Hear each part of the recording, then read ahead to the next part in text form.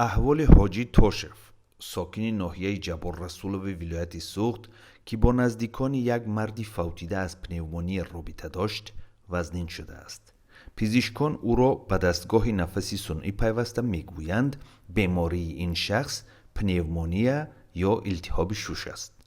حاجی توشف مدیر کابینت متدی شعبه معارف ناحیه جبار رسولov است و به قول پیوندانش با عبدالجلیل شادیف مدیر شعبه معارف ناحیه همکار بوده، اخیراً همراه با او بوده است. شادیف در پی مرگ برادرش که به گفته مقامات از پنومونیا درگذشت فعلا در کرانتین است.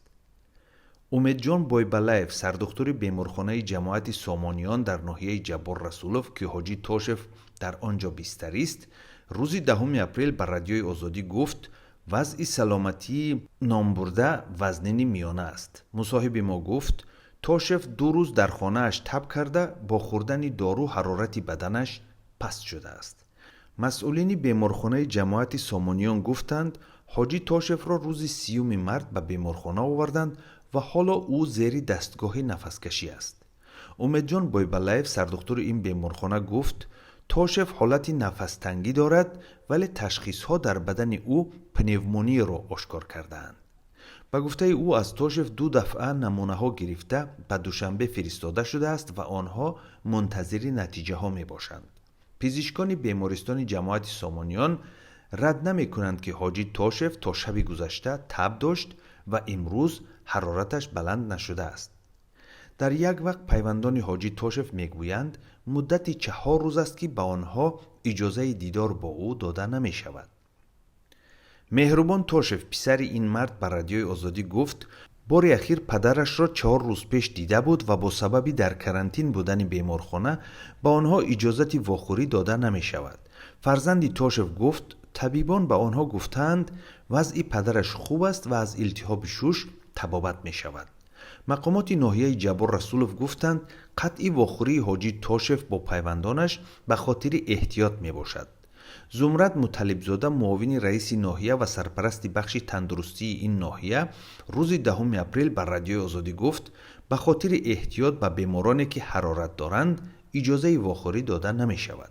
پیوندان حاجی توشف تخمین میزنند که این نفر با عبدالجلیل شادیف مدیر شعبه معارف ناحیه جبار رسولov روز 28 مارس واخوری کوتاه داشته است.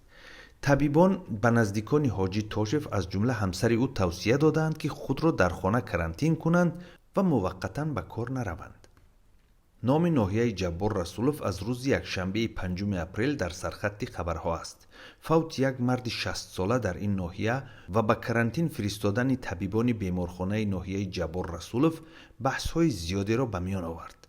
مقامات تندرستی ولایت سوخت گفتند مرد از پنومونیا یا التهاب شوش درگذشته است، اما کاربران شبکه‌های اجتماعی این سوال را مطرح کردند که چرا بعد مرگ این مرد 13 طبیب را یکباره به کرانتین فرستادند. طبق آمار اخیر مسئولین ناحیه جبار رسولov بیش از 700 ساکن این ناحیه حالا در کرانتین به سر میبرند. اکثر این افراد به گفت مقامات از خارجه برنگشتند. مقامات میگویند وضع همه این افراد خوب بوده، کرونا ویروس در وجود آنها ثابت نشده است. به گفته وزارت تندرستی تاجیکستان آلودگی به کرونا ویروس که بیماری کووید 19 را برمیانگیزد در کشور آشکار نشده است.